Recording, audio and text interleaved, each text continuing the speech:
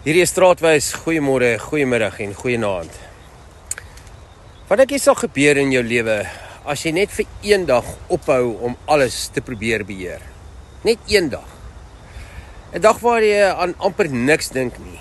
Nie omdat jy lui is nie omdat jy moed opgegee het nie, maar omdat jy net vir 'n oomblik toelaat dat God se water oor God se akker loop.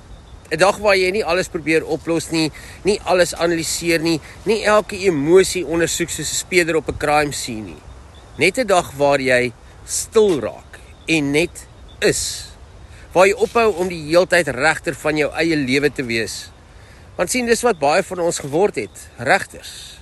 Hierdie is mooi, daai is lelik. Hierdie is sukses, daai is mislukking. Hierdie is lekker, daai is sleg. Hierdie persoon is reg en daai persoon is verkeerd. Heeltyd besig om alles te val in hokkies, van goed of sleg, of wen of verloor, aanvaarbaar, onaanvaarbaar. En die ergste van alles, ons doen dit nie net met die wêreld om ons nie, ons doen dit met onsself. Jy kyk in die spieël en jy oordeel jou plooie en jou hare en jou vel. Jy kyk na jou verlede en jy oordeel. Jy kyk na jou liggaam en jou geld en jou drome en jou foute en jy hou 'n hofgeding in jou eie kop konstant. Party mense slaap nie omdat hulle moeg is nie, hulle slaap omdat hulle innerlik so uitgeput is van al die aanklagtes in hulle gedagtes. En dalk is dit hoekom ons so moeg raak in die westerse wêreld. Ons lyk besig, maar besig met wat? Baie van die tyd jaag ons net stof rond. Ons inboxe is vol, WhatsApp is aan die gang, kalenders is vol afsprake, ons koppe is vol idees, maar ons harte voel leeg.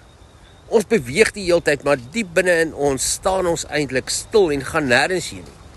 Dis amper soos iemand wat die hele liewe tyd besig is om stof rond te vee, sonder om ooit die vensters oop te maak of 'n skoppie uit te haal. Ja, jy lyk produktief, maar die lug raak nooit vars vir lekker asem en 'n nuwe vars lug nie.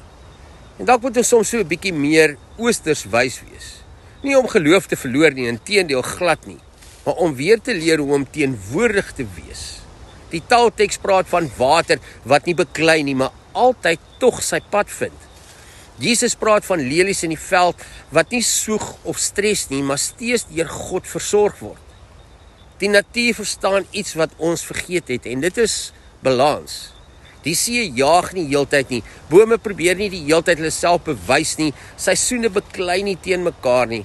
Daar's 'n tyd vir groei, 'n tyd vir oes en 'n tyd vir stilte en 'n tyd vir rus. Selfs jou hart werk met ritme van saamtrek en ontspan, saamtrek en ontspan.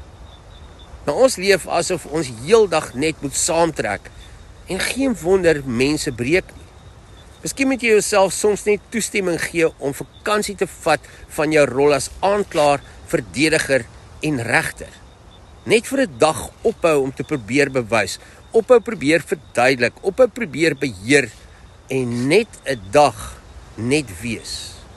Nou dit klink eenvoudig, maar baie van ons weet nie meer hoe om dit te doen nie, want ons identiteit het vasgehak aan doen. As ek besig is, beteken ek iets. As ek presteer, is ek waardevol. As ek dink, beheer en beplan, dan is ek veilig. Maar wat is jou grootste genesing lê in oomblikke waar jy net leef, net is? Waar jy koffie drink sonder om iets te skraal op jou foon, waar jy by 'n venster of hier by die see sit sonder musiek aan en net kyk en net inneem, waar jy vir 10 minute dalk net na die wind luister en na die voeltjies en die paadjies daar buitekant, waar jy ophou om elke gedagte te wil antwoord. Dis hoekom stilte mense so baie keer ongemaklik maak, want in stilte besef jy hoe lawaaierig jou binneste geraak het. Maar as jy lank genoeg stil bly, gebeur daar iets wonderliks. Die stof begin sak. Dis amper soos 'n modderpoel wat iemand geroer het. Solank jy aanhou roer, bly alles troebel. Maar los dit net vir 'n oomblik en dan begin die water weer helder word. En dalk is dit die probleem.